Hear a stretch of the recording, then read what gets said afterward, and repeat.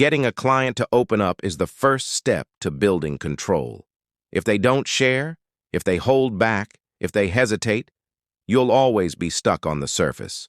But if you know how to break that wall, they will start revealing things without realizing it. They will tell you their emotions, their fears, their weaknesses, and once you have that, you have the upper hand.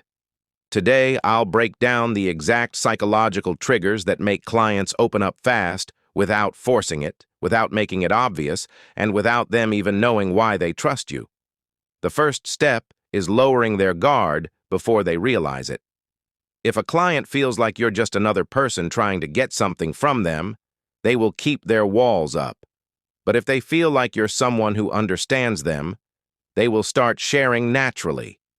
The trick is to make them feel like they are leading the conversation, even though you're in control.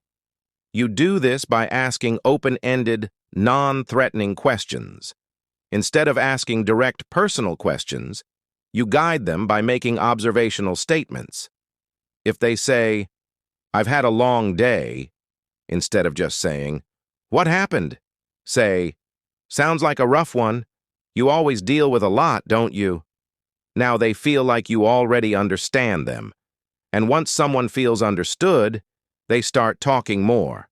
The second trigger is mirroring vulnerability. People open up when they feel like they're not the only one exposing themselves. The secret is to reveal something small first, but make it calculated.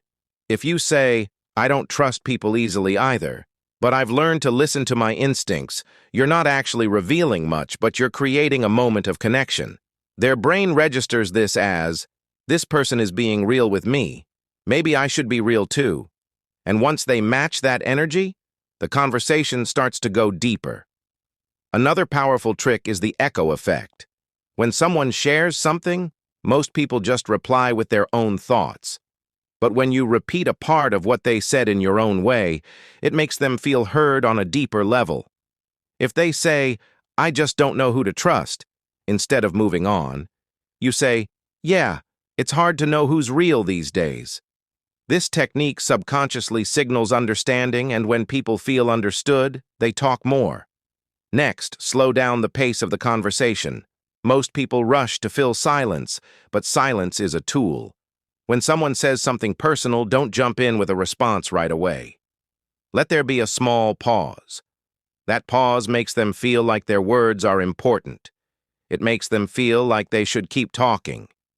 Silence makes people uncomfortable, and when they feel that, they will fill it, usually by revealing more than they planned. Now, let's talk about controlled curiosity. If you ask direct personal questions too soon, they will pull back. But if you hint at curiosity without pushing, they will feel the need to explain themselves. Instead of asking, "Why don't you trust people?" say, "I get the feeling you've been let down before." Now they feel like you already understand them, but they also feel like they need to explain. Once someone starts explaining their emotions, they become more invested in the conversation. One of the strongest triggers is making them feel unique. People don't open up if they feel like they're being treated the same as everyone else. The trick is to highlight something specific about them that most people wouldn't notice. Instead of saying, "You're different," say, "I can tell you don't open up to just anyone." Now their brain thinks, "This person sees something in me that others don't," and once they believe that, they will open up even more to prove you right. Finally, end the conversation in a way that leaves them wanting to talk again. Most people let conversations fade out, but smart persuaders know how to leave the client thinking. Instead of just saying, "Talk later," say, "There's something interesting about the way you see things. I like that." Now they end the conversation with a good emotion, and the next time they see your message, they will feel drawn back into the connection. So here's the full strategy. Lower their guard first by making them feel like they are leading. Mirror vulnerability subtly to encourage deeper conversation. Use the echo effect to make them feel heard. Slow down responses to create tension and make them talk more. Use controlled curiosity to get them to explain their emotions. Make them feel unique so they attach more value to your connection. end with a hook, so they keep thinking about you after the conversation. Once you master these, clients won't just open up. They will start revealing things they don't even tell others. And when that happens, you have full control over the connection. If you want to learn advanced trust building and influence strategies, I break everything down inside my private group. If you're serious about mastering this, the link is in the description.